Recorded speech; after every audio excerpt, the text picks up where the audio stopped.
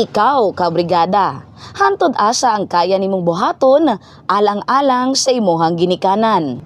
Midayo ang Brigada News FM Davao sa New Corilla, Davao del Norte, aron panubayan ang usa ka pinasahing panghitabo sa usa ka anak nga buhaton ng tanan, alang-alang sa iyahang inahan. Ang video nga una nang gi-upload sa anak dunay 789 shares og 356,000 views. Ang lalaki sa maong video mao si Wendell Jimena nga taga New Corilla, Davao del Norte. Usa ka iladong makeup artist nga sagad ginamake-upan mga special nga okasyon sama sa graduation, pageant, birthday, debut ug daghan pang uban. Apan wala niini damha nga pag-abot sa panahon sa usa ka patay na sab niini gamiton ang talento sa pag-makeup. Ang sakit pa ni ana sa kaugalingon pa niining inahan. Igo na lang sa paghilak si Wendell. Human namatay ang inahan niini mismo sa adlaw sa mga kasing-kasing.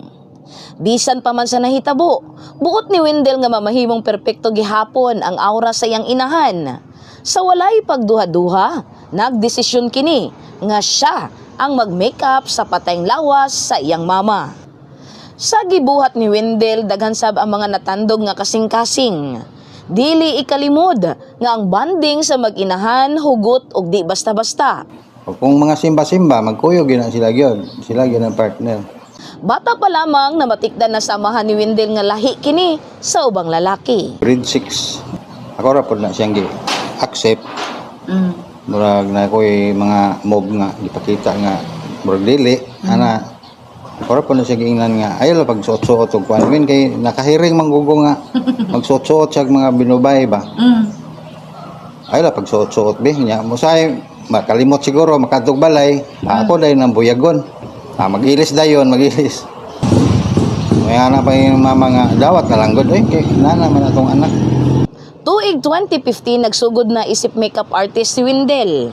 Ang pangutana, paunsa naabot sa punto nga nakadesisyon kini nga siya ang mag-makeup sa patayng lawas sa iyang mama. Sige, approach nako diretso nga kanang kinsay mag-makeup. Ang tagiya akong gistorya siya. Kinsay mag-makeup ani po. Ay inani kanang mauni kami ang mag-makeup, inani among makeup nga gamiton. Ano ko nga, pwede ako na lang po.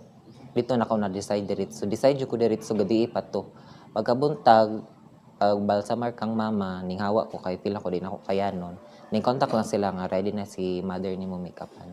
Dili na ko kaya tanaw na kong mama nga kanang dili perfect pagka-makeup since my mother is a perfect one. Sama sa mga nawad-an ug inahan, ginikanan, dunay mga pagmahay nga wala nabuhat ug ang pagmahay ni Wendell. Wendell, naaba kay kanang gusto untang buhaton ninyo si muhang mama pero too late na.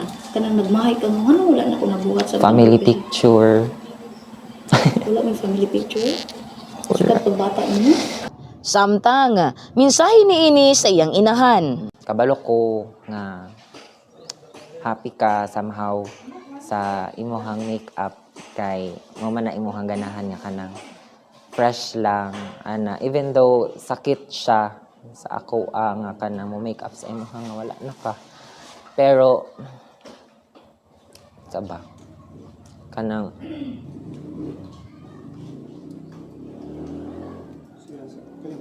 Kung hatagan og higayon, mas pilion ba niini nga mag-makeup sa minatay kumpara sa mga buhi? na-realize na ko na siya actually katong pag-makeup na ko ka mama.